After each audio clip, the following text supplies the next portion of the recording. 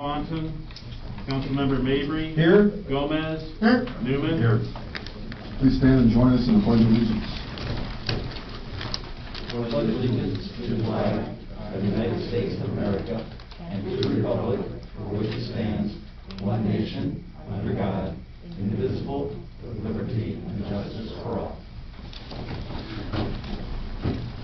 Okay, to get started, do we have anybody with public comment? Just make sure the mic is on there, Mike, and Green light come on? Yep. and say your name first. Mike McCall. So I want to speak on the food truck ordinance that we're looking at getting passed here. I know it's like the first reading. I've given all you guys a copy of the ordinances for LaSalle, Ottawa, and Utica. It seems that Peru doesn't really have an ordinance, but allows it on private property. There's nothing really in writing from what I can understand. They're working on one now. Okay, gotcha. So, me being in the restaurant industry, I kind of walk a fine line with this because these could be customers of mine, and they come over this way, you know, no matter where they're coming from, once it's food trucks. But went around last week and talked to a lot of the restaurant owners, and what I found is kind of what a lot of my thoughts were too, is we're in the middle of a pandemic right now, and we're not out of it yet. So, for us to broaden this and put it in writing, so to speak, is kind of bad timing, I think. We've limited it to certain areas, which is great, but the areas where we limit it to, really, the north end gets hit a little harder than the south end. If you look at the parallel parking that's available at the south end, it's in front of the Prouty building. Well, when the trolley's running, so that takes away kind of the weekend hours, right, and those prime hours and all this. The south end, as far as Soldiers and Sailors goes, it is going to work around the luncheon park. Obviously, why we want to do that. So we're going to take one weekend day away from that end of the park. Bicentennial Park, it's a good spot for it, don't get me wrong, but again, we're pushing a little north there. So kind of what happens in this, I mean, if you think about it, is where we've limited south end, where we probably have a lot of traffic anyway, businesses downtown, things like that, it's going to push them north. That's where we're going to have the food trucks. The food trucks that coming in, we also have to be careful about what's our foot traffic. How do we know what our foot traffic is going to be as far as what we gain? Because if we gain a local food truck, we're not really gaining foot traffic into our town, right? Most of those people might have a brick and mortar in their town, and they've added a food truck. It's a little different if you have a straight food truck. I think we've got a few local ones that have a food truck, and I think that could be treated a little differently if you're a resident and it's on maybe private property or something like that. But literally what this could come down to is parallel parking on the north end. If we're not even limited to where it's at, period, it could sit right in front of another restaurant. You know, and being in the middle of a pandemic, I can tell you, all the experts in my industry will tell you that it's a minimum 3 years till we get back to what normal is. So profits are down, sales are down. You know, everybody in the restaurant industry is doing more themselves than they ever have before. You know, the government's giving extra for unemployment. We've got stimulus checks out, things like that. So it's getting hard to get people back to work. In general, it's not just the restaurant industry, but it's hitting that probably one of the hardest. So you've got these people really working their tails off. And I think this is bad timing to broaden it. I think if anything, we need to tighten it a little bit on how we treat it. If you look at you've done your homework on the surrounding towns, and I talked to Mr. Nelson there a little bit beforehand. He said some of this is, you know, kind of modeled around Ottawa in a way. Ottawa's a much bigger city than this, right? So a little more area to cover, bigger population to choose from, things like that. So I think if you look at Peru only allowing it on public or on private property, I think it's a good practice. Right now, where we're at, I really think that you could limit it to the parks or the, you know, Soldiers and Sailors, Bicentennial up there. You know, the next thing is too, sales tax dollars. How are we going to track that? Because, you know, most businesses are reporting those quarterly, right? So how are we going to see that it's actually coming back to us? I don't know that process. You guys can answer that, but I don't know that process. So I'm just asking the question on that. But just the current proposal, I think, would be best to tighten it right now in the pandemic that we're in.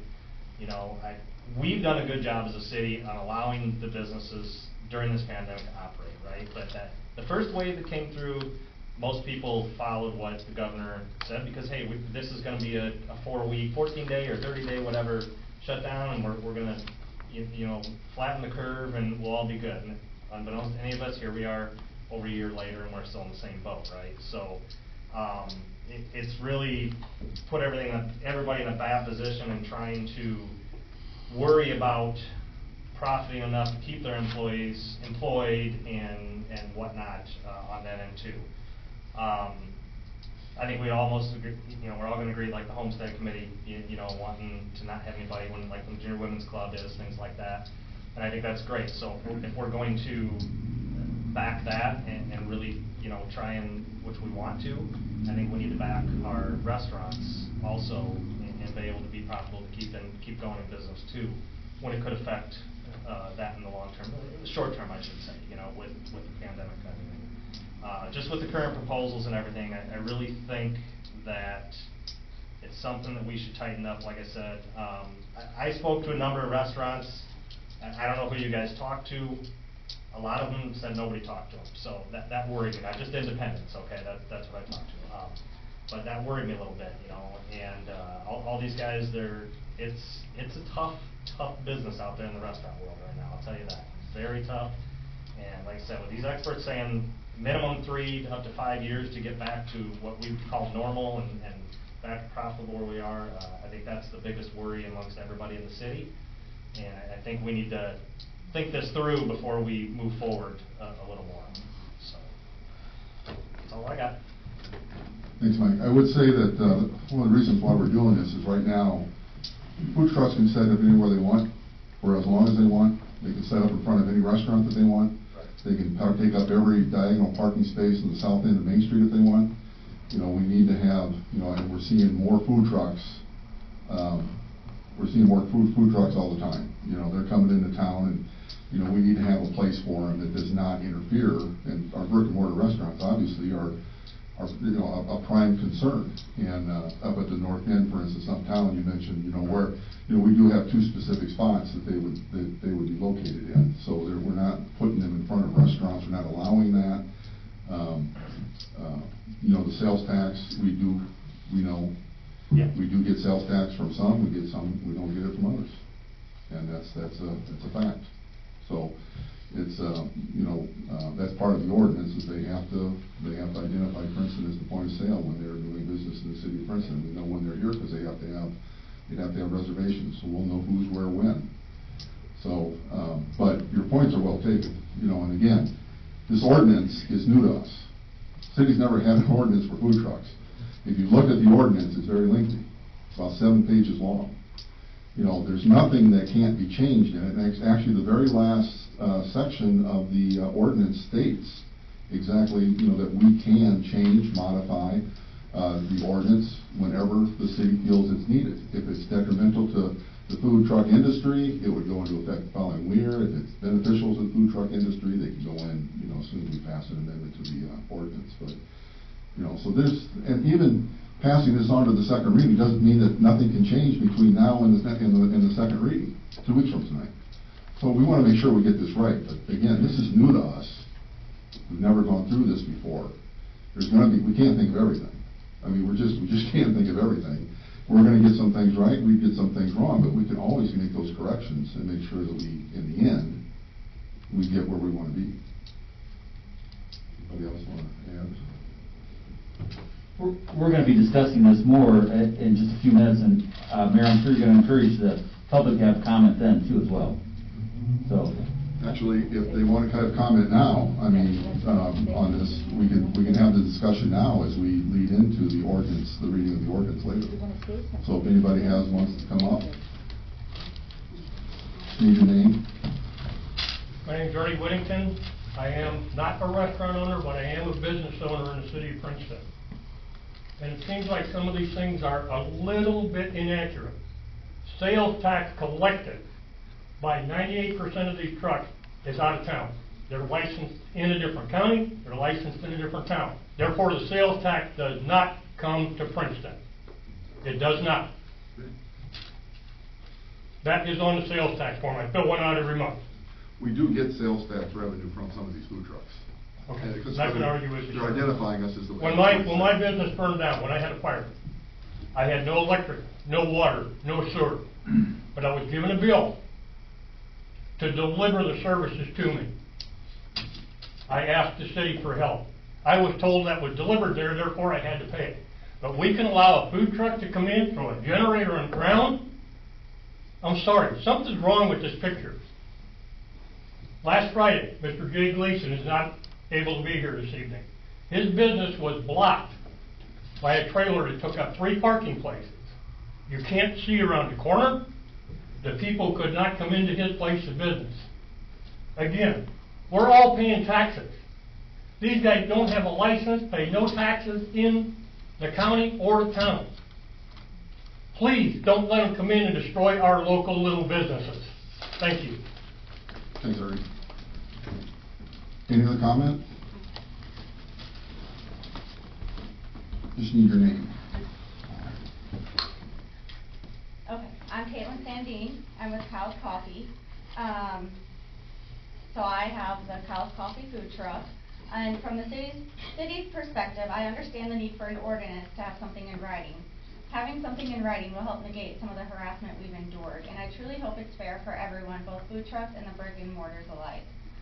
When I started Kyle's Coffee, it was never from a place of zealousness to hurt brick and mortar businesses. It was from a place to be able to still contribute to my family's finances while still being able to be a hands-on mom and teaching my kids the value of hard work. I had and still have dreams of coming alongside brick and mortars when they have special events to help get more people in their shops. Having more foot traffic in town is a good thing. There's a direct correlation between high foot traffic and more sales, which drives business forward for all small business owners. I also research and follow state, county, local guidelines and pay sales tax to every city I set up in. I don't know what other accountants advise, but this is how I've always paid sales tax since I launched Kyle's Coffee in 2019. Many times I've had to park behind brick and mortars on private property, while other trucks with the same permits as myself get to park on Main Street with more visibility and foot traffic. Wouldn't it make sense to just allow food trucks to park at the train station in Soldier and Sailors Park as to not inhibit Princeton's brick and mortar parking on Main Street? And I know that's one of the 2 of the 4 public places that you guys have determined, and I think that's great. Obviously that's in addition to the private property options that you guys laid out as well. By allowing the food trucks at both ends and both of the parks, that way the food trucks can spread out and utilize Princeton's beautiful parks, but at the same time won't be taking up Princeton merchant and customer parking on Main Street. Furthermore, I'm concerned about not allowing vendors during Homestead. Some of those same service groups that this ordinance allegedly is protecting are the same ones that have invited us to set up in the past and have had great response with our partnerships. Brick and mortars and service groups alike have a hard time keeping up with customers at weekends, which is definitely a good problem to have. But I can confidently attest to this as I have personally volunteered in both the service organization role and in retail. From both those perspectives, I gladly welcome more options for everyone, especially if there's a wedding, a class reunion, or another private function where caterers are needed for that weekend. But my biggest concern lies in Section 7 with the reservation of rights, where it talks about the City of Princeton reserves the right to change, modify, clarify any section and subsection of the ordinance at any time deemed necessary. And then the rest of the points that follow that. Does that mean anything stated prior is not necessarily the truth, that this ordinance can be changed to fit whoever the city wants to appease at any given time? I don't expect you guys to answer that, but when I read that, that was my first concern as a food truck vendor. And then I do have a few more questions, and again, I don't know if you guys can answer these now or if this will just come back in 2 weeks or whatever, but these are the other things that jumped out to me as a vendor.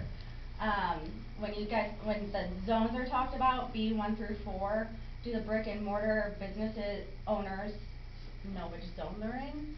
I would assume they do, but that's something I wouldn't know. I would just trust that they know. So that was, and if they don't know, I didn't know if a map could be provided. And then the public parking areas, I know I briefly touched on that a little bit, but as it stands right now, I didn't know if that was limited to 2 trucks in each location at a time, except the Proudy building. So if that would mean there would be a total of 7 vendors that can be set up at a time during the hours of 7 a.m. to 8 p.m. Or if that means 2 trucks total can be set up in all the public parking spaces combined. And then I didn't know if that meant if a food truck sets up in the evening, does that mean the morning would be fair game for another truck, as coffee would be in the morning, obviously. And then my next question would be the Saturday, Sunday exclusions for the Proudy building, which I get with the trolley. I didn't know if those exclusions were just for the Proudy building or if that was all the public parking spaces in general. And then reserving spots, I'm assuming that's just for the public parking places and not on private property where the business owners invite you in.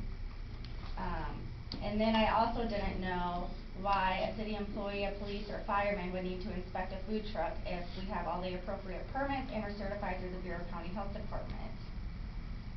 And then reading through to the special event part, where the special event permits are needed, and it's up to the host of the special event, I just wanted to make sure, so like the Art District Fridays, First Fridays, I've been approached to set up then. I would assume that they already have a special event permit, and I wouldn't need to do any more with that. I just wanted to make sure I was on the right page with that. And that's all I have, but I do enjoy setting up in Princeton. I do enjoy serving you all, and I never want to take away from brick and mortars, but I also feel like there can be a fair way that we can be spread out so it's not direct competition or taking up spots for customers of brick and mortars. You had a lot of questions. I had 3 of them I could give you real quick. Okay. The way the ordinance is written right now, there could be 7 food vendors set up Okay. in town at a given time. The last section of the, that you mentioned about the reservation of rights, we put that in just because we just want to make sure this works. So if we see something that's not working, we can make a change. It's not geared towards satisfying anybody or anything like that. It's just, you know, if there's something that's not working or something that might work better, we want to be able to be in that position that we can make that change. Okay. So that's all that is. And the Proudy building,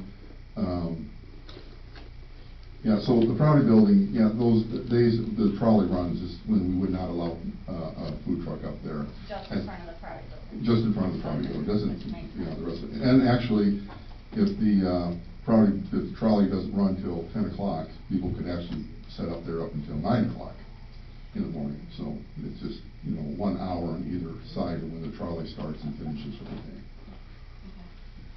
That makes sense. That's what I thought, I just wasn't for sure. And there is a zoning map on our city website. So if you go to the city website, you can find a zoning map, and it'll show you where all B1, B2, B3, B4 is. Okay. And those businesses should know I what don't think they zone will. they're in. Okay. All right, thank you. Welcome.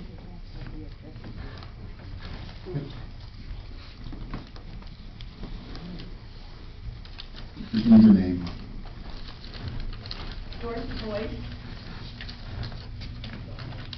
Okay, I guess I'm gonna do the talking, and I've not done this before, so. That's all right. All right, I live in Princeton on First Street. I have neighbors that have garbage and trash piled everywhere. And now they're throwing their furniture out their side door. They've broken it down, and it's on my property too. In the winter time, the snow keeps the trash there. When it starts getting a little warmer, the trash cans are in the alley. People turn around and go a different way. Or there are other trash. I have plenty of pictures here if you want to see them. I know a neighbor helped them to clean up the trash like 2 weeks ago. And then today I took 2 more pictures. There's like 15 or 20 more black bags of trash put there just in the last week. And it's not always bags, it's usually No, loose. it's all over the place. There's everything. It's flying. There's parts of, Have you brought this to the attention of the city before? Has this been? Oh, yes. Yes. Mhm. We all the neighbors have been calling And I know it's been worked on and, you know, I don't know what the next step is, but I know summer's here and it stinks. You can't even cook outside with that odor. And we're getting all the garbage in our yard. My name's Jim King, and, with this trash, I've taken a scoop shovel to clean the alley out, you know, I mean, we shouldn't have to do that. No, I mean, it's pretty bad. totally agree with you. I think I've called a couple times, and, you know. All right, well, I'll talk to Pete, we'll get with, Chief Police, and we'll figure this out, because we've seen these issues in other parts of town as well, and it's something we really need to get on top of, and, you know, once you get on top of it, you resolve it, usually you don't see it come back again, but it's gonna have to take This family, you've been on top of it. It has went away. It has come back. You guys come back, all right? Right. Well, Okay. they only take a half of it, just enough, whatever, if they got fined or whatever, they still leave a bunch there. I mean, And it isn't and the clean garbage very long. folks they can't pick up Just in two time, huh? cans, you know, and it's not really fair to them. Sure, you know, Yeah, Pete, Barry, we talked to you guys lots of times, I have cleaned up that mess. Can you use the, Yeah, use the mic. Don? Yeah, Can you use the mic. microphone? Go ahead. I've asked you guys quite a few times, just a year with me on that property across the alley. Slow down, Don, I want to be able to record you. Go ahead. Yeah, step up, hey, get closer to, there you go, step up closer to the I've been mic. telling you guys throughout the years about people behind me. All this trash goes in my yard, even trash cans, trash bags, you name it, it's in it. Ask them to pick it up and then, you know, they'll call the cops on me, you know? Cause my trash now, it's on my property. Bad attitude to have with me. I don't like it. I'm tired of it. So can we solve that problem? We will All solve the other that. neighbors? We will solve that problem. So, Well, maybe I have to win. as soon as possible, before you came in, we're gonna talk to Pete, we're gonna get together with the chief. I know that they've been down there before, apparently, and have taken care of it, and it only comes back. We have to come up with something that's going to, I mean, I'm not glad to clean up the place, you know, I mean, you know, if you pay the trash bill, you know, it's dump, you know what I'm saying? We have trailers and trucks just to clean it up, get along and maintain it. I don't need them calling the cops on me, you know, every time I bitch at them for having their trash in my yard. Or swear at us. Oh, yeah, yeah, as soon as can't they say say something, anything. man, boom, you know, your name in the book. I think even Ray picks up some of their garbage over there. I think those are the one house we took pictures of, Pete, and we had them on our collage about last October, November. Yes. So. Unfortunately, we've been working on this for about 3 years or more. Oh, yeah. And maybe the It's longer situation, than that, okay? maybe the situation is gonna be going to the landlord, 'cause that might be a rental, Pete, is that right? The chief is working with the landlord. very good. And we're trying to get compliance without, well, we're just trying to get Sure. compliance. Absolutely. And we're trying to get compliance that sticks. Yeah, I mean, So- this guy down there, I stop and pick up the toilet back in the yard, and he starts yelling at me, "What are you doing in your yard? It's your trash." Yeah. Take that down the alley, there's stuff, you know? Yeah, and I moved the trash cans over 1 foot so I could break along my fence. And they called the police saying that I was throwing their garbage everywhere. And it was still in the cans, but was in the cans. I This just is actually nice pictures. And we- This is nice pictures, actually. Considering you. Why does it take 3 years in order for something to happen? It's complicated. I can't answer that. I was gonna have everybody take my snowplow and just push it all up to the front door again. Just don't trash out the second story window, I keep piling up on the porch this winter. Yep. It's, Out the window, sorry. you wouldn't think that you would have to go this distance with a regular human being, and we're just having a little trouble getting the message across. Yeah, we got kids too. Who's I understand. Well, I don't understand. Okay, thank you. Oh, thank you, we'll get her taken care of. Any other public comment? Just need your name. I'm Tim Vitale, I own the pizza cellar. The food truck thing, I just don't think we know enough about what's going on with it and it sounds like in 2 weeks you're gonna do another reading and that's gonna be the end of it? Or no? Well, not necessarily, but if it could play out that way, but you know, if we pass this ordinance tonight to go to the second reading, then we have another 2 weeks that, you know, if there's something that we need to change in it, that we can change. Yeah. If it comes back in 2 weeks up for a second reading and passes, then it would go into effect. But then again, we have the city reserves its right to work with the ordinance going forward from there as well. I mean, the city's worked with us this past year. I mean, it's been tough. If we'd have did what Illinois really wanted us to do, most of us would be out of business already. Right. It's just set us way back. I don't think a big influx of food trucks is a good idea at this time. I think we gotta get through some of this, because I think people are still gonna go down. I mean, it's been devastating. I'm 3 years behind from this. And I was hoping to retire sometime, but I don't know if that's gonna happen. But that's neither here or there, but, I'd just like more info on it before any decisions are made. I mean, if they come in and it's fair, that's one thing, but if it's not, if they're not taxed or whatever, I don't know how you collect whatever you gotta collect from them. I'm not on that end. And then if somebody has a business in town and they wanna have a food truck, they're already paying dearly. I don't think that they maybe should have an extra charge for that. Maybe, if it's not ridiculous or whatever. And as far as that goes, like I said, I don't have enough info to really, so if we could get some more info to the businesses, I think that'd be great. Well, we can do that, and, to your, 2 points, vendors do pay fees, on a yearly basis, that we are doubling actually with this new ordinance. And, we are gonna be moving to collect sales tax from them. Again, we do collect sales tax from some, we don't from others, so we wanna make sure we're getting it from everybody. And, and the thing is, again, as I mentioned earlier, as it stands right now, food trucks can set up anywhere they want. And there's really nothing we can do because we don't have an ordinance on the books. So, and we're seeing more food trucks all the time. Yeah, I think there's gonna be There's gotta big be- influx of food trucks coming. Yeah. Because I think everybody's like, oh, I got a little extra money, I'm gonna buy a food truck and start a business. Yeah. And see, we gotta keep them, if they're gonna be coming here, we need spaces for them, that takes us away as much as we can from, our business areas or brick and mortar restaurants and so on. I mean, we need to have some specific spots where they can go, so they just can't set up wherever. Yeah. And that's the whole underlying thing behind this, is, just making sure that, we don't see an explosion of food carts and they're setting up.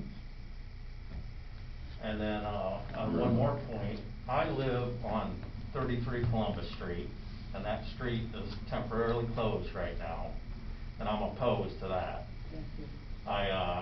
My house, if I do sell it, I'm probably able to sell that as a commercial lot. Well, the traffic has been killed on that street now. There's no traffic. I went over and talked to Second Glance and the bike shop. They don't seem to be too on board with it either. If they were at one time, they're not now that they've seen traffic just die. The bike shop needs traffic, I think. I would think Second Glance needs traffic. I mean, if you have a business, that's the whole deal. Traffic going by your place. And the only way we get traffic is people coming off Main Street and going by. And otherwise, the two-way street, I live on this street, it's not big enough for 2 vehicles. Marion Street's not big enough for 2 vehicles. That should almost be a one-way. So, I'm pretty, and it just doesn't seem like a good thing to me. It seems like it's hurting more people than it's helping. I don't think it's gonna create this big influx of people walking around town. We got other places people can walk through.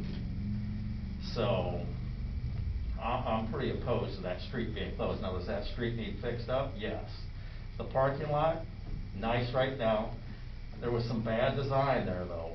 Those entryways and exits are not big enough. People are running over everything there. I got a big truck. I can't make the corners without running over the sidewalks and curbs. So, like I said, and then I talked to the other 2 businesses that's going to be severely affected by that, and I don't think they're for it. If I were Spoons, yeah, it'd probably be a good thing, but I'm not. So, that's just my 2 cents on that. Okay. All right? All right, anything else? That's it. All right, thanks, Tim. Anybody else have public comment? Just need your name. Keith Brown. I think everybody did a pretty good job covering a lot of this stuff. The thing I'm concerned with is how we're dividing the south end from the north end. We want to be united as one community, but we put a lot of stipulations on the food trucks on the south end, and we're going to let them run rampant on the north end. You're going to put 2 in the park, and you're going to let 2 go in a 3-block area. And I commented on you, and you said it's because we have a different parking situation. Well, you're correct, because on the north end, in that 3-block area, we have 33 parking stalls. On this end, from Route 6 to Marion is 37 parking stalls, and from Marion to Columbus, you have 34. So we have over double than what we do. So even if one truck took 2 parking spots, they'd still be farther ahead than we are. So it just doesn't seem like we're treating both ends of town in the same fairness. I'm directly affected by putting a food truck right by my business. I don't know if you guys know how to run a restaurant, how tough it is. If it's direct competition, they can sell stuff a lot cheaper than I can, you know, and I just got to make a business decision whether, you know, if that's what I want to compete with, is 4 food trucks within 2 blocks of me. And that's not something I want to compete with, you know. And you got another business right there that's sitting empty, that's a restaurant. I would be upset if I was that guy. Now I have a business for sale. It's a restaurant. I have 4 food trucks. That's going to knock his value way down. Nobody's going to want to open a restaurant. The cost of opening a brick and mortar building is astronomical. I don't know if you have any idea what it costs to start a brick and mortar restaurant, but it's astronomical compared to a truck. So I think everybody else did a really good job filling their concerns on, you know, everything else, but I just don't think we're treating both ends of the city the same way. I think we're divided in 2 ends. Thanks, Keith. Any other public comment? Just need your name, Tom. At the mic. All I want to talk about is, years ago we talked about Main Street first, supporting Main Street, make Main Street grow. And right now food trucks are taken away from Main Street businesses. You can go from Jimmy John's at the north end of Princeton and go all the way down to the courthouse. And then if you go over to the fairgrounds on the other side of town, there's every type of food that a food truck handles, available right on Main Street in Princeton, Illinois. They pay property taxes, they pay city water sewer, they pay employees 365 days a year. They're there 365 days a year. So we're going to let a food truck come in for $25 or $50 or $100, whatever it is. But we have every type of food available on Main Street in Princeton, Illinois right now. So why would we allow them to jeopardize the businesses that weather it out 365 days a year? If you want to, I mean, if they want to go to a car dealership, or if they want to go in our parking lot, we're outside of town, you know, but not on Main Street in Princeton, Illinois. And that's the only thing I'm about there. There's every type of food available on Main Street in Princeton, Illinois right now. And desserts, and coffee, you know, and Simply Nutrition. I mean, there's everything there. So let's support them. Let's get back to square one with supporting Main Street in Princeton, Illinois, and building Main Street in Princeton, Illinois, what it's supposed to be. Thanks, Todd. Anybody else comment? Well, I appreciate everybody's comments on the food truck ordinance. I mean, I think it's clear that we have to have an ordinance on the books for no other reason to make sure that they aren't setting up whenever they want, wherever they want. You know, and it's obviously it's a divided issue, and I think, you know, what we can do is we'll address this ordinance on the first reading as we come up on it, and then we can pass it on to the second reading, and then we'll have some discussion over the next 2 weeks. Is kind of how I see it playing out, and see what happens in 2 weeks, see what we can come up with, see what if we're going to make any changes and so on, and maybe have some discussions with the restaurant owners, and maybe have that work into what we're doing. So it's I know food trucks, it is a booming business. They're in almost every community. They're growing in numbers. People like them. You know, there's a lot of people in town that like the food trucks. But I get everybody's, you know, everybody brought up some very good points tonight, so I appreciate you coming and speaking out on this. So, Mayor, what do you think the best way for any of these folks who want to communicate specific ideas for us between tonight and 2 weeks from tonight? How can they best get those ideas to the city council? Well, you can contact any of us. We all have phone numbers, our email addresses, texts, messaging back and forth. If you have something you want to write up or whatever, you can drop it off at City Hall. I mean, there's any number of ways to get a hold of us or to get your information that you want us to share, that you want to share with us on this issue. I'd like to hear from as many people as we can. The ordinance that we've got is, as Mike pointed out, the ordinance we got was pretty much taken from the amendment to the ordinance that Ottawa passed to their food truck ordinance. This is an amendment. They passed this 2 weeks ago. Passed it 2 weeks ago tomorrow. They sent it to us on Wednesday morning, I think, first thing. So a lot of what's in our ordinance was taken out of Ottawa's, and then we fashioned it to, specifically to Princeton the best we could. But again, this is new. This is completely new to us. We want to make sure that obviously we're going to have an ordinance of some form on the books. We want to make sure we get it right, and that's what this is all about. Yeah, I would encourage you to do that, to use our email addresses that you'll find on the city website and let us know exactly what's on your mind. This is not a Facebook. Using Facebook to communicate with us is totally the wrong way to go. Thank you. Use our email, use the telephone. That'd be the best thing. Thank you. And if I could, Mayor, I know we're going to be discussing this, and I'd like to make some comments, but I'd like to make them as we get into the ordinance itself, if I could. So I'd like to reserve that. I think we need to get on, and then we can, certainly I'd hope you folks stick around here so we can have a little more discussion during the ordinance aspect of it, please. Right now, this basically just comes from, I know the young lady over there mentioned from House Coffee as far as the health department. Okay, in order for somebody to be here, first off, they have to be licensed in Bureau County. Bureau Putnam and Marshall, we do allow that. They can travel to either county as long as they're licensed. Okay, which basically means that the health department will go there, they inspect the facility, whatever type of vehicle it is. We also accept licenses from surrounding counties. We could do one or two day temporary events, which is just a simple registration through the health department, where you'll get online, you go to our environmental health page, register, and you actually get a temporary food certificate, and you also get literature, and also your questions can be answered by all environmental health personnel. There is no cost to that, as long as it's less than 12 days a year when they're doing that. The FDA code at this point is not very specific on commissary, which is basically base of operations. Right now, as far as from Bureau Putnam Marshall County Health Departments, we do require base operations at this time. Okay, since the FDA code is not very specific, because as everything else with any kind of codes, you can add to it, but you cannot take away from it. So we cannot take anything away from the FDA code, but we could add certain things to it from the state of Illinois side, because we basically follow their guidelines. Okay, so we'll go ahead and move on to approval of minutes to Commissioner Newman.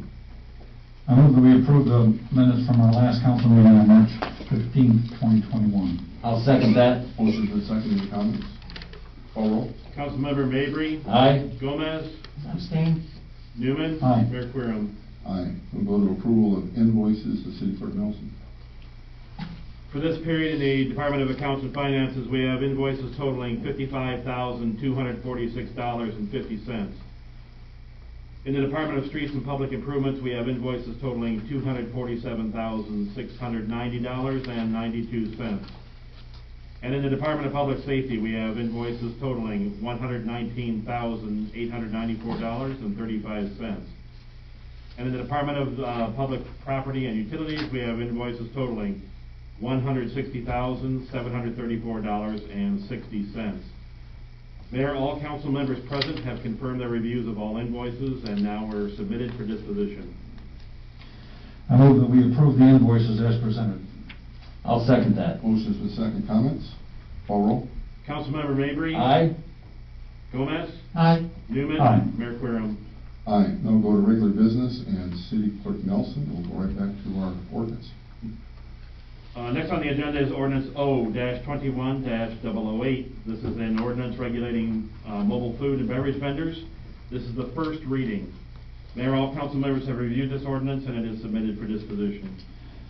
I move that we advance ordinance O-21-008 to the second reading. I'll second that. Motion's been seconded. Now open it up for comments. If I could, I appreciate the mayor dialogue in the open comment portion, and I just want to make my comments now. When I look at the North End, for example, when I look at a business that has had a food vendor truck there consistently for the past, say, couple months, and I measure, when that trailer comes in, and a lot of times it's hooked up to the truck it was pulled with, and it's got its generator, and I went up there and I measured the distance from that caravan, so to speak, to the brick and mortar full-time business to the south that's been there 365 days a year. It's 150 feet. And if I was that small business owner trying to make a living, I'd be livid having a competitor 150 feet away. When I am involved with the Boy Scouts and I knock on a business's door to ask a business to help support the local Boy Scout troop, I'm not going to that vendor that's there for 4 hours. I'm going to the guy that's been there 365 days a year. I'm going to go to these small business owners and say, hey, would you consider contributing to the Boy Scout troop? So I understand completely the momentum that food vendors and food trucks have. I understand the mayor's concern that without any kind of ordinance on the books, we could have that same truck parked there, hooked up to the trailer and the generator running 145 feet away from a brick and mortar business that's trying to make a living. And so in many ways, the mayor and with the help of the council members that had their input on this, and we had the chance to add our input, and I was waiting tonight to be able to discuss it, but I think that we're trying in many ways to protect you, but at the same time, I understand it's a double-edged sword. I have that figured out. I understand that. I'm a small business owner. So tonight, the way I would stand, I would be voting no on this ordinance, although I appreciate food trucks and what they bring in many ways to the community as far as some energy and some different things. I think it's a detriment to our current brick and mortar. I think what we should consider doing is having that face-to-face meeting with you guys, say, hey, let's go to the Proudy building and we'll meet there and invite all the business owners that are in this business to come, sit down and hash this out and figure out if we can come up with an ordinance that would be fair and equitable. I had to get on Facebook the past 6 months as a career with my council to sometimes to see what's going on, and I appreciate the mayor being with his transparency on Facebook, but again, I don't think that's the place to dialogue. And when I hear that you business owners as a whole were not contacted by the city for your input, is that correct? Yeah. So we need to go back and say, let's have a meeting, maybe at the Proudy building, let's delay this for 2 weeks, let's have you folks have a chance to iron this out. How do we keep a vendor from being 140 feet away using 2 of those 4 spots, because there's really only 4 spots on that block to park at on that side of the street. So I think there's ways we can protect you, but I think we can communicate with you better and get your input. So as of right now, tonight, I'm going to be voting no to this ordinance. And hopefully we can convince the council just to delay it.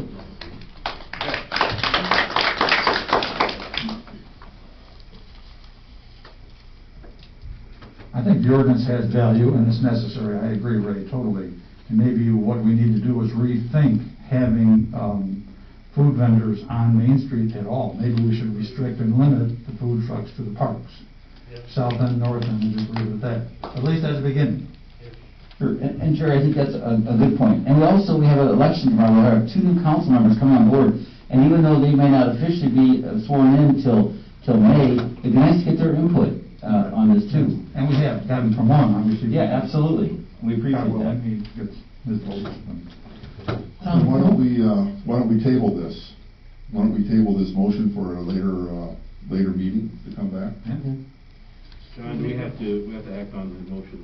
To table. Yeah. Do we make another motion, John, or we just? You need to make a motion to table this, which is not debatable. You make it, you second it, and you vote. One of the things that I was gonna say was, an ordinance is needed to, as far as to limit and control what's in here. Because it's something that was mentioned, that you can have somebody here for over 12 times, doing vending without actually being properly licensed, doing that they're only temporaries. Again, through the health department, if anything is more than 12, you have to be licensed, whether it be category 1, 2, or 3. Okay? And then the other thing I would think is we would need to look at the more specific as to how do we get these vendors, if they do come here, even if they aren't our parks, to be able to generate revenue, tax revenue for the city of Princeton. So. Yeah, and to Ray's point, the 100, what did you say, 150 feet? 145 feet away. Yeah. Well, it's not, without an ordinance, they could set up right in front of the restaurant. And that would really be an irritant, I'll tell you. It would, That would and be- that's why we need something on the books, there's no question about it. So, but we will, I would favor a motion to table, and we can work on this some more and make sure that we get it right, because that's what this is all about. This isn't trying to ram anything down anybody's throats. This is something that we put out, it has to be discussed, that's what we're doing, it's a good debate, we had a great discussion tonight. And I appreciate everybody coming and, voicing your opinions, and I appreciate the council's remarks as well, so. I'd like to make a motion that we table ordinance 0-21-008. I'll second that. Motion's been second, call roll. Councilmember Mavry? Aye. Gomez? Aye. Newman? Aye.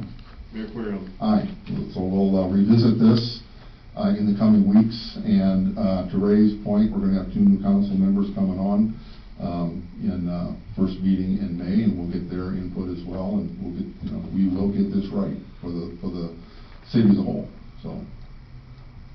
Thanks for coming. So if anybody wants to leave, you can, you don't have to stick around for the rest of the meeting. Or you can, sit and get a civics lesson.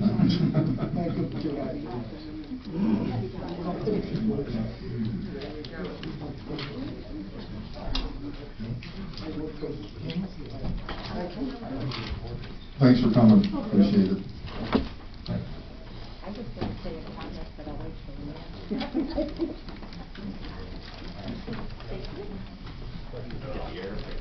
You're leaving before I do my comment. And I got the best one.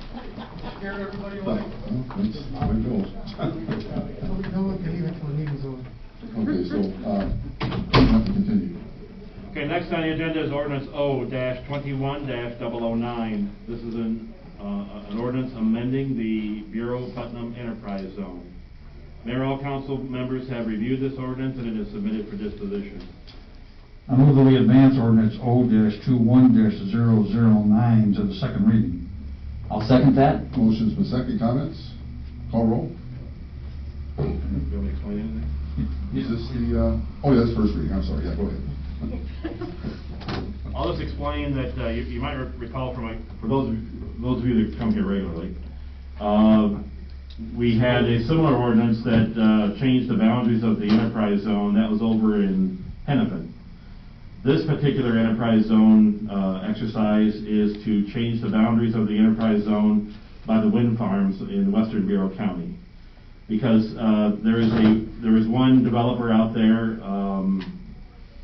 kind of in the Wyandotte-Tiscawa range, that is going to upgrade the turbines for many of the, I think there's like 32 windmills. They're going to upgrade the turbines on there that'll double the capacity of each turn of the prop. And in doing so, they're going to also add 6 additional towers. They will also remove some towers. They'll take some towers out of production and take them down. But in this process, it's actually going to change some of the existing boundaries of where the enterprise zone is, because these towers so far have been eligible for some enterprise zone benefits, but not all. So in order to do that, since Princeton is a member of the Bureau Putnam Enterprise Zone, we're required to weigh in and vote on this ordinance, as well as all the other cities and counties that are in, or all the other cities and villages that are part of the enterprise zone, as well as Bureau County and Putnam County. So that's what this exercise is for. So that's more detailed than you probably wanted to hear, but that's what it is. So with that being the case, now you want me to take the roll? Anybody have any questions? Comments? Yeah, call roll. Okay, Councilmember Mabry? Aye. Gomez? Aye. Newman? Aye. Mayor Querom? Aye. Okay, next on the agenda is ordinance O-21-010. This is the first reading for an ordinance that is amending ambulance rates. Mayor, all council members have reviewed this ordinance and it is submitted for disposition. I move that we advance ordinance O-21-010 to the second reading. I'll second that. Motion has been seconded. Teresa, you want to? Yes, this is basically looking at the existing ambulance rates that have not been, Chuck, can have you come up to the podium here, have not been updated in quite a few years, as we're finding with many of our rates and fees. But I'll have him talk a little bit about the specifics on how we can capture these fees. These fees have not been raised since 2014, and I think back in 2014 they were raised, but in my opinion they weren't raised to the proper amounts. So if you recall, and I don't have a list of the current charges, I have obviously in the resolution here, they do have the amounts to be changed. But back about 2 years ago, we were contacted by the state of Illinois, actually the Department of Medicaid, and we did a cost analysis, or they had every department do a cost analysis of what it costs to actually run an ambulance call, and our numbers came out to right around $1,400 per call that we run on. And just a little side note from back in 2014, we were not a paramedic unit. Now every one of our ambulances are a paramedic unit, so we actually provide a higher level of care, which obviously costs quite a bit more money, you know, with all the different supplies and stuff that we use. These rates were determined basically on kind of an average of what our billing company, the clients that they have, and they bill for like 29 different agencies. And actually if you look at that, and I don't have the proposed fees in front of me, but on a BLS call, on average of everybody, they are billing out $820 per resident per in-district, and $975 per non-resident. For an ALS call, their in-district average between the 29 is $1,100 for resident and $1,200 for non-resident. And an ALS 2, which that's a little more, actually it's just, an ALS call would be considered, you know, an IV, a cardiac monitor, some drugs. But then once you get into CPR, there's some more advanced things that we do. That would be an ALS 2 on average. Out of the 29 in mid-district calls, $1,200 that they charge out and bill out, and for a non-resident would be $1,350. So that's where we, you know, looking at the rates that we're proposing to raise our rates, you can see that they're still not up to where, on average, that they bill out for other communities. And some of these other communities are smaller departments even than we are, so. I guess the one thing I'd add to that, I talked to Chuck a little bit about this today too, and I want the council to keep in mind that given the equipment that we have for the ambulances now, we have some very high-tech, advanced equipment in those ambulances, so we need to make sure that we're able to keep the equipment up to where we need it to be, and if we can't even keep up to cover the costs right now for calls, we're going to have to be a little bit more prepared in the future. And this equipment, I actually just added some new equipment this year, and it's coming in to very good use already. So we want to make sure that we're able to keep doing that, so. Right, and just one thing to keep in mind, I know that people talk about fee increases and taxes and stuff like that. The way I look at it, it's a user's fee. I mean, I don't think it's fair to continue to put a bigger burden on the normal taxpayer by raising their taxes. I understand that some people may look at this and say, you know, if I'm on Medicare, you know, they'll pay this. Medicare has rules that govern us also, as far as what we can and we can't charge, and what they will pay for and what they won't. So I just wanted to kind of throw that out there, that this is actually a user's fee instead of raising someone's taxes. Any other questions? And just to keep a note, that government emergency medical transport survey that they threw out there, I mean, we went through and we based it on everybody's benefits, wages, depreciation of our equipment, depreciation of our property and stuff like that. And the reason for this is a lot of ambulance services were charging, like for Medicare and Medicaid, Medicare and Medicaid were actually not paying much at all per call. And they went to the state and said, you're running us out of business. We're not going to be able to provide a service that you're wanting us to provide. So that's why they came up with this. And this is where we're at. So. Thanks, Joe. You're welcome. Any questions, comments? Motion has been seconded. We'll call roll. Councilmember Mabry. Aye. Gomez. Aye. Newman. Aye. Mayor Querem. Aye. Next on the agenda is ordinance O-21-011. This is an ordinance amending city code establishing vehicle speed limits, specifically in the Park Place subdivision. This is the first reading. Mayor, all council members have reviewed this ordinance and it is submitted for disposition. I move that we advance ordinance O-21-011 to the second reading. I'll second that. Motion's been seconded. Comments? Call roll. Oh, I was just going to comment that I received a call from a resident over there who was concerned about the speeding with some of the service vehicles as well as some of the regular normal vehicles were going through town. There is some vehicles were going through town. There is some younger families on the streets in there, and they just think 30 is a little fast. 25 makes more sense. So I appreciate the council considering it. Okay, call roll. Councilmember Mabry. I'll abstain on that. Gomez. Aye. Newman. Aye. Mayor Querem. Aye.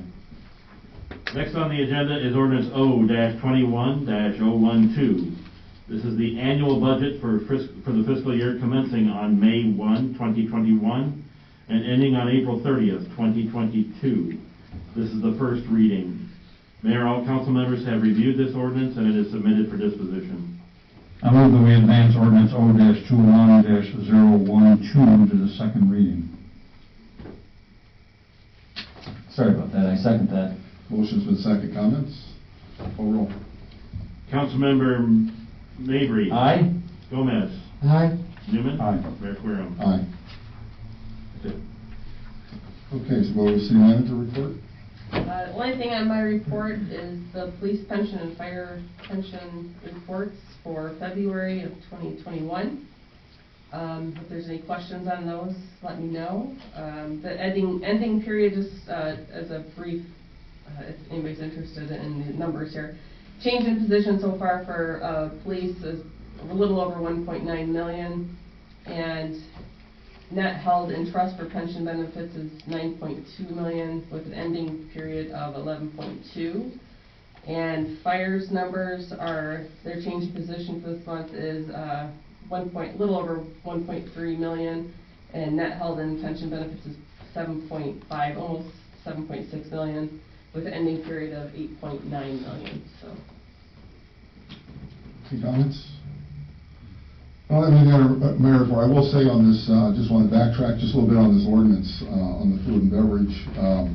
There was a comment earlier that, you know, the city didn't contact any restaurant owners, and that's not necessarily correct. I contacted and spoke with several restaurant owners that worked up into this ordinance. Spent about 3 weeks on this. Homestead Committee was involved in the discussion. Council members, I heard from everybody except for Ray until tonight. So there was a lot of, and Teresa and Pete obviously was involved in this. There was a lot of discussion, a lot of back and forth on this thing. This wasn't just something that was just thrown together. So a lot of time and effort went into it.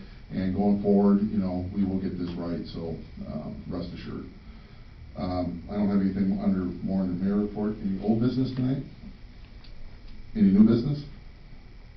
Any more public comment? Can I just ask a question? Yeah, yeah. Sorry. Just need your name. Yes, sir. I'm Geraldine Woodley. I'm a resident of Princeton and a former restaurant owner. One of the things I would consider thinking about is the pictures you see of pre-pandemic. Think of New York, think of Chicago, think of another big city. When you have 1,000 and more people in a high-rise office building, those food trucks are unique, and they're servicing somewhere where there isn't a food business. Here, you have to think of it somewhere different. The people in Princeton that are out for lunch, there's only so much money. And if you are putting it in those trucks, you're not putting it in your brick building. Thank you. Good point. Thank you, Geraldine. I'm good. You're good? Okay. I got something. Yep. You brought up that we kind of went around the new Ottawa thing. The amendments. Yeah. Ottawa is limited in 6 times per calendar year so they can be invited to. Personally, I think it's a great idea. I mean, I know there's... Limiting one food truck, every food truck to 6 times. No, like, if somebody wanted, if you had an established brick and mortar building and they wanted to invite a food truck up, they could limit it 6 times a year. Well, it's south end or north end. I know some of those people like to run special events, that draws people in. I don't really think 6 times a year is gonna kill anybody that's in a brick and mortar building. But when we let them set up for 7 days a week, for 12 hours a day, that's gonna hurt the brick and mortar businesses. And then it doesn't do any other businesses any good because they can't invite them to their establishment. I think if we looked at limited on how many times they can be here at a brick and mortar building, they can still run their special events and not be affecting your brick and mortar buildings like you're gonna do if you do it 7 days a week. So, all right? Good. Thanks. Thanks, Keith. Good point. Any other public comment? Okay, I'll entertain a motion to adjourn and reconvene. Move that we adjourn our regular council meeting this evening and reconvene here at City Hall on Monday, April 19th, 2021 at 7 o'clock. I'll second that. Motion's been seconded. Call roll. Mabry? Aye. Gomez? Aye. Newman? Aye. Mayor Querem? Aye. This meeting's adjourned, and I sincerely thank you all for attention.